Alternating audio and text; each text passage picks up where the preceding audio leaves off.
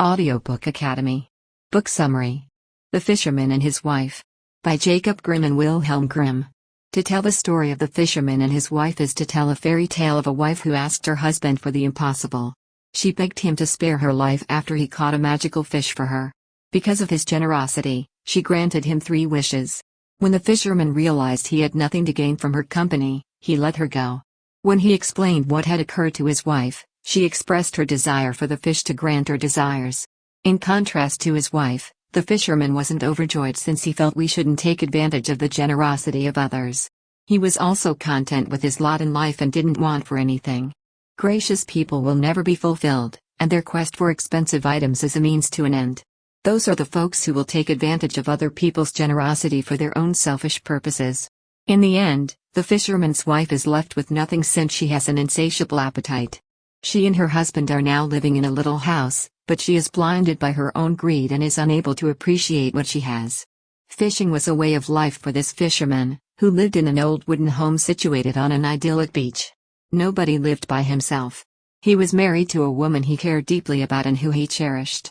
He was a great admirer of the ocean, the waves, and fishing. On the way, he'd sing and converse with animals. He could never count on his wife to be happy most of the time. Almost never. In her mind, she desired a large mansion with maids and a dresser full of exquisite gowns. He was often chastised by her for not producing enough money to meet her basic necessities. He would go fishing until he was so exhausted that he couldn't go any further. While he was out fishing, his wife worked in the garden, but the climate didn't allow them to grow many vegetables. Every day, the fisherman went to the sea to see the sunrise. He was overjoyed by the picture and relieved that it wouldn't rain again like it did the other day. When he set out on his fishing trip, he had high hopes of catching many more fish than the days before. He kept trying to catch something, but the crabs kept eating the bait he tossed. The problem was that he couldn't return home empty-handed to his wife, who would be enraged. He caught a fish as he was thinking about that. Huge, he could hardly get it out of the water. She began to speak as soon as he put her on his boat. For her part, she said she would grant him 3 wishes in exchange for returning her to the sea. The fisherman let her go, but he didn't ask for anything in return. On his way home, he revealed all that had occurred to his wife. When she saw him let go of the fish without making any demands, she was outraged. His wife questioned him if he didn't think it was unusual that the fish was able to speak. Despite her pleas, he continued to stare at her and she ordered him to return the fish the following day to grant him 3 wishes.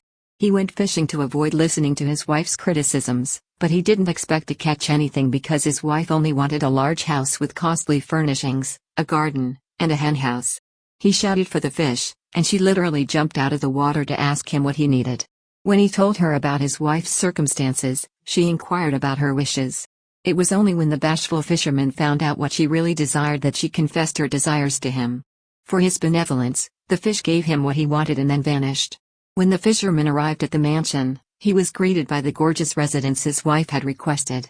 The house's interior was lavishly adorned, and the closet was brimming with stunning gowns. Sitting in her chair, the fisherman's wife observed the chandelier. The fisherman was relieved that his wife's request had been granted, and he was pleased to be able to live in a larger house rather than a hut. After a few days, his wife began to express her displeasure once more. It was explained to him that the garden was too tiny and that the crops would be wasted if it wasn't properly shined, and that she also didn't want to maintain the henhouse any longer. Because of the large house, henhouse, and full closets, he inquired as to why she was no longer content. He couldn't fathom why she was so dissatisfied, given the fact that the other fishermen in the area were content with their ramshackle abodes. In spite of the fact that she could no longer clean, she ordered him to ask the fish for a castle with towers and attendants. In order for the fish to fulfill all of her requests, she insisted. Despite his best efforts, the fisherman couldn't persuade his wife that they didn't need a castle next to their already massive home. When he explained how uncomfortable it made him to continue asking the fish for wishes, she didn't seem to care. He swam out to sea and called out to the fish, which responded. She came over to hear him out. She could see his point of view and complied with his wife's desires without hesitation. A gorgeous castle, complete with turrets and a patio, greeted him when he arrived at the house. He found his wife and the 2 of them went exploring in the castle. The mirrors and crystal chandeliers in one chamber were more impressive than those in the other. Servants set the tables with silver and goldware and carried the supper to the guests. Next, They toured the castle's courtyard and entered the stables to continue their explorations. The servants bowed to them wherever they went. The husband inquired as to whether or not his wife was satisfied with the fulfillment of her last desire, and she replied that she was, but she had one more. She aspired to the throne. As a command, she asked her husband to find the fish. Unfortunately, the fisherman's attempts to persuade the wife that a castle was sufficient were in vain. He was hesitant to ask the fish for a second favor. After making his way to the sea, the fisherman addressed the fish, who was already aware of his second wish. He didn't even say a word because she was already aware of his wife's desire to be king. In spite of his surprise, the fisherman was pleased that his wife's request had been granted. That's when the fisherman returned to see a new queen who wasn't quite up to snuff. Obese, she wore a crown and pearl necklace, as well as many gold bracelets, and was adorned with jewels. Fisherman hoped his wife would be pleased with new circumstances. Servants and a guard kept an eye on her in the castle, which she occupied.